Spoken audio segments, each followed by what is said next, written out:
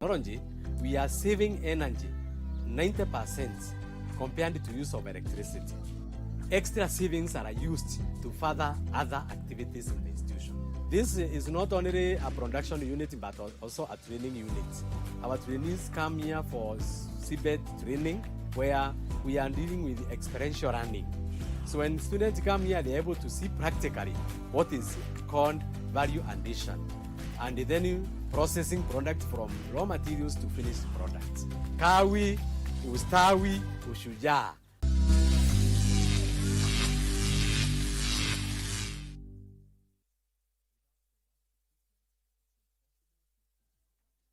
Ensure workers' safety.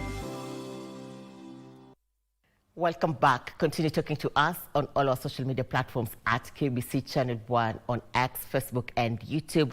And we switch to business news. Siaya County is looking to forge collaborations to train micro, small, and medium enterprises in best business practices. Siaya County Executive Committee member for Cooperatives, Enterprise, and Industrialization, Grace Agola, says the Siaya International Trade and Investment Conference, CITICO, is a platform to broker such partnerships to stimulate the country's economic takeoff and empower small businesses. Siaya County is showcasing business potential in blue economy, energy, and industrial sectors to transform its economic fortunes. It's not just an investment conference. It is an investment goal that we have, that we are looking into the Nyalore government to ensure at the end of the day, people are producing, aggregation centers are active, and manufacturing companies are employing our people. Siaya stands tall in terms of space and opportunities because it has not been exploited. You would not get the much opportunities that you have in Siaya if you wanted the same opportunities in Kisumu, for example. Kenya is in talks with a number of nuclear power equipment providers drawn from 5 countries as the country accelerates plans to build its first generating plants. Energy Principal Secretary Alex Oshira says the government is in final stages of selecting possible sites to host the nuclear plants that will inform details to be forwarded to the International Atomic Energy Agency. Oshira made the remarks in Kitui, where the government is stepping up the last mile electricity connection program. We do have international partners who are helping us in terms of nuclear power development. We have signed several MOUs from Korea to US, to China, to France. So we have several partners that we are working with. As a matter of fact, the government has committed roughly 2.3 billion in this county alone. And therefore, we have many projects that are lined up, and we have a time frame between now and the end of this financial year. Saidia usiku, maana sasa hatuongopi, unahakisha security, hatuongopi giza. Pia kuna msaada mwingine kwa watoto wetu pale shule. Watoto wanasoma bila stress. Sasa hatuna shida. I graduated from JKUAT 2023. It's when I graduated. So I've spent 2 years in Nairobi, just residing in Nairobi.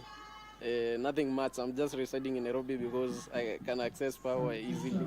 But with power here, I'm okay and I can invest in other things because here it's cheap, it's economical.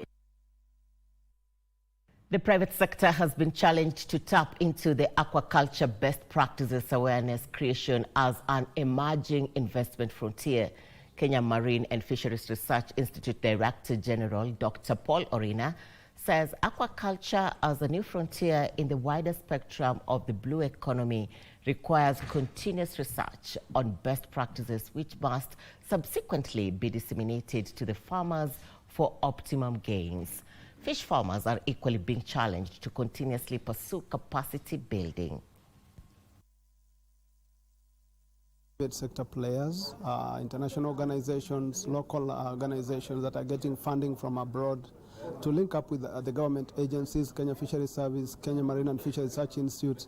As we work together, we identify the gaps, and these gaps are the ones that we are meant to address in such forums so that we are able to ensure that we have safe food. For farmers also, of course, they need to have training and capacity building on farm practices. People need to know how can they handle their farm, their fish well, how can they transport their fish well, how can they ensure that their fish quality is retained, is safe for consumption, how can they ensure that they are aligning with global best practices for producing fish in a way that while you're increasing the quantity, you are also maintaining the quality. You realize African aquaculture, there are a lot of gaps in African aquaculture, and basically most of the gaps in aquaculture is in policy implementation, and the reason why we're coming to this government is to basically understand the gaps in policies, which also affect the issue of compliance, and basically train people, build capacities, advocate for policies, engage governments. We look back at the public sector is facing major revenue leakage and rising pending bills, which is threatening service delivery. The annual public audit review report by the Institute of Certified Public Accountants of Kenya says ministries, state departments, and agencies are facing weak internal audit systems, rising pending bills, and poor budget execution, calling for urgent reforms to strengthen accountability and ensure proper use of public funds. Speaking during the launch of the report, the institution's chairperson, Elizabeth Kalunda, has urged the National Treasury to improve budget execution and absorption rates to reduce under expenditure and ensure value for public funds. These members of ours, but the feedback we get from them actually is of defiance, is of who are you to ask me. So we need legislative reforms so that we can have that team that actually does bite, because we are there to protect the resources of the public. Otherwise, without certain changes, we'll continue having these reports launched year after year. The Auditor General will continue having the same report. Senate will continue repeating this routine. But at the end of the day, it is the citizen who suffers. Kenya's artificial intelligence ecosystem is expected to receive a major boost when the country hosts the Artificial Intelligence Conference dubbed AI Everything in 2026. Already more than 15 major players in the AI space are in the process of setting shop in Kenya to tap the fledgling innovation space. Betty Kiptum witnessed the deal agreement in Dubai and brings us the following reports. Over 45,000 people have congregated in Dubai for the Global Tech Conference, GITEX. But the story is not about Dubai, it's about Kenya. Kenya will be hosting the AI Everything GITEX Kenya in May 2026. Over 15 companies have already committed to coming to the event, and some are going to be setting up shop in Kenya. We spoke with some of them to establish why Kenya is an attractive market. Kenya is a good place to be, a corridor, a gateway to East Africa. That's how I would look at Kenya. We plan to set up a warehouse in Kenya in time to come. We look forward to participate in GITEX Kenya. It's really attractive market. We cannot ignore this market in Africa. We are looking for a strong business presence over there. Kenya's Special Envoy for Technology, Ambassador Philip Thigo, tells us why this event is important for Kenya's tech industry. In these new and emerging technologies, Kenya has, over the very long period of time, been investing in the critical infrastructure. As you've seen, His Excellency's agenda around the bottom-up economic transformation has been heavily focused on the digital economy. And so I think it's a good signaling that, that Kenya is ready to host the world, but also it's ready to showcase all these investments over time, especially our young talent and our small and medium enterprises that are leading anyway, but have never had a global stage to showcase their innovations and capabilities. Reporting from GITEX Global in Dubai, my name is Betty Kiptum. And thank you, Betty Kiptum, with that report. We jump over to sports now, where the battle for the automatic qualification for the Confederation of Africa tickets to the 2026 FIFA World Cup culminates tonight with 3 slots up for grabs, actually 2, with 1 more having been decided already. Now, Cote d'Ivoire hopes to secure one of the slots when they host Kenya's Harambee Stars in Abidjan in a crucial match that will be broadcast live on KBC Channel 1. That's in a couple of minutes to come. Now, Harambee Stars held Cote d'Ivoire to a barren draw in their first encounter in June last year, and it is the Elephants' hope that they will not be forced to put their champagne on hold in the return match, where Kenya will be playing for pride's sake as well as ranking, despite being already out of contention for a World Cup place. Now, Cote d'Ivoire lead the group with 23 points as they battle for the automatic slot, with second-placed Gabon, who are a point adrift before tonight's match at home to Burundi, whom they beat 2-1 in their first leg encounter. The Panthers or Gabon are already assured of a second-round chance, even if they do not qualify directly in tonight's final first qualifying round. Harambee Stars are third in the group with 12 points, followed by Gambia and Burundi with 10 points each, while Seychelles tails with no point at all after this small campaign. Senegal and DR Congo are battling for Group B's automatic slot with Benin and South Africa. Actually, that particular encounter, Group C, has already been decided, and South Africa beating Rwanda 3-0 to finish as the top team and qualify in that respective group.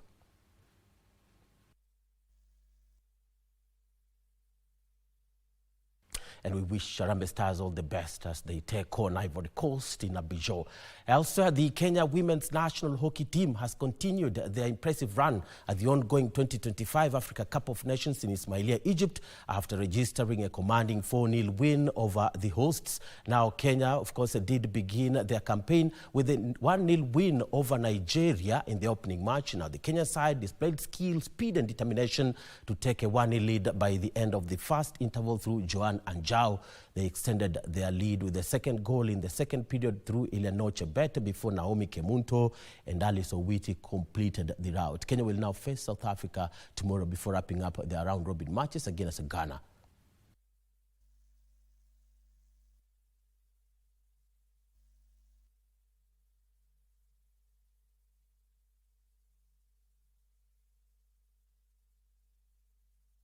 And to athletics now, where 5-time world 1500 meters champion and record holder Faith Kipyegon and double world champion Beatrice Chebet are strong contenders for the 2025 World Athletics Awards after being nominated once again for the prestigious awards following their outstanding performances this year. The 2 champions have been nominated for the Women's Track Athlete of the Year award, while the newly crowned 800 meters world champion Emmanuel Wanyonyi has been nominated for the male award. Faith Kipyegon, who is fresh from her mile triumph in the Atlas NYC Invitational Meet, won her 5th World 1500 meters race during this year's World Athletics Championship in Tokyo, as well as a silver in the 5,000 meters. Now, the 3-time Olympic champion won the award in 2023, and she was nominated for last year's award with Beatrice Chebet, but it was won by Sifan Hassan of Netherlands. Chebet, who is the world record holder in the 10,000 meters race, had another incredible year where she won a double in the 5,000 and 10,000 meters races during the 2025 World Athletics Championships in Tokyo to add to her Olympic double.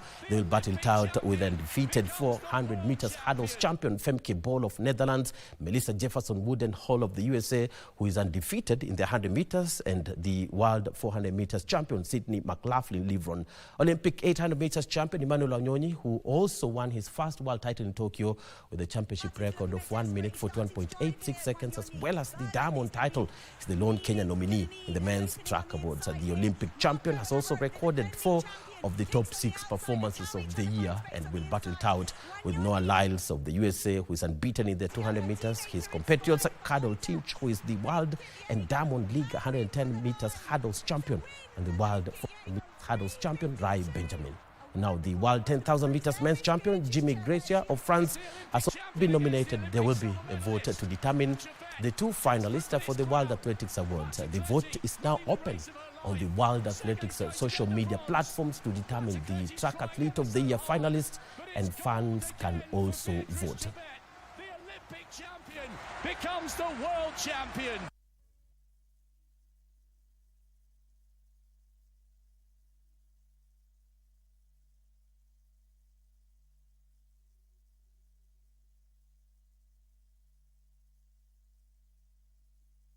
starting to look a bit...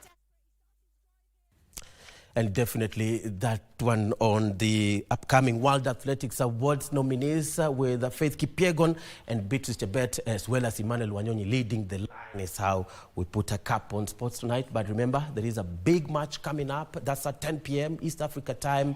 Harambee Stars seeking to finalize their 2026 World Cup qualifications on a high against the Elephants of Ivory Coast. Will they do it, or what will be the results? Irene, what do you think will win this match between Kenya and Ivory Coast?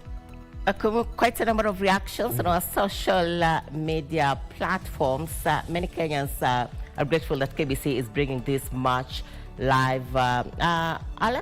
Alexis is saying we pray for Cote d'Ivoire.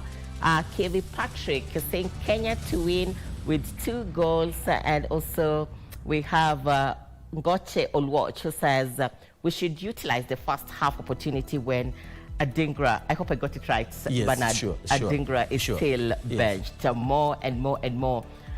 A few minutes to the top of the hour, and Kenya will be facing Ivory Coast. Much to expect, but Kenya, I wish you all the best. I am Muchuma Odim. Bernard Okumu brought us the sports news. Our sign language expert tonight is Lucy Mwaura. Good night. God bless you.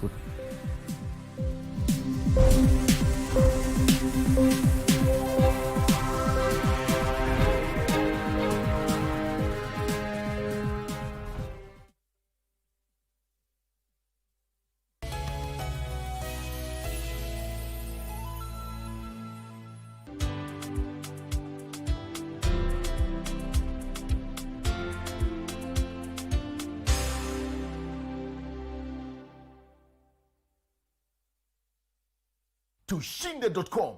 Cheza safe, cheza smart. Gambling is addictive, not for persons under the age of 18 years. Dosi amelala. Sukuma moja. Wewe pia ndio muoga. Ndio maana Master Demi ilikupita. Demi haiko nipita bwana. Mimi najaza entry ticket zangu. Wewe hata unajua namba ya kusenda. Sini star 419 hash. Option. Ni Probox. Bwana finya hiyo kitu. Mfinye. Finya hiyo kitu. Mfinye. Finya hiyo kitu. Mfinye. Finya bwana.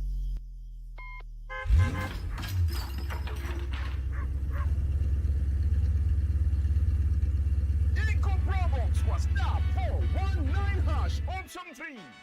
Fresh design ndani ya light commercial vehicle. Cargo space ni kubwa, na kama haitoshi, iko foldable back seat for more space. Kamera ni mbili mbele na kamera ni mbili nyuma. Injini yako ni 1500cc. Nguvu na picking guaranteed. Hii itakuserve whether ni familia, biashara, camping, ita come through. Fungua